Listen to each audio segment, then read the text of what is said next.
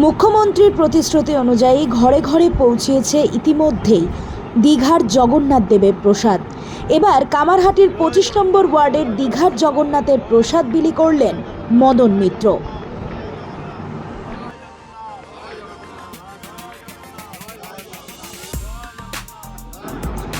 নিজে হাতে সম্পূর্ণ নিজ দায়িত্বেই কামারহাটির বিধায়ক মদন মিত্র সকলের হাতে হাতে বিলি করলেন জগন্নাথ দেবের প্রসাদ।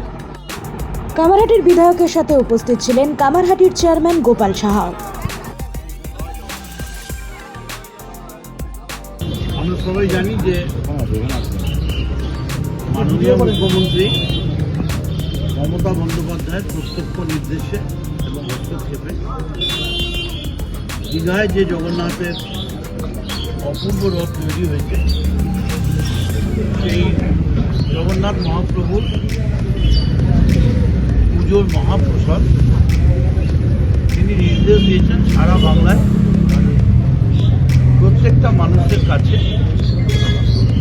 রেশন দোকানের মাধ্যমে, কারণ একটা তো সিস্টেমে আসতে হবে, প্রত্যেকটা মানুষের যেন বাড়িতে পৌঁছায়।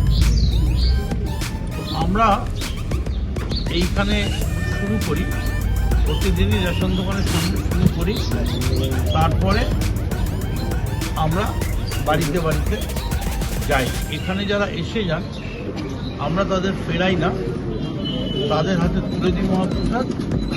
তারপর আমরা বাড়ি বাড়ি গিয়ে আমরাও থাকি এবং আমাদের স্থানীয় কাউন্সিলর, স্থানীয় নেতৃত্ব, যুব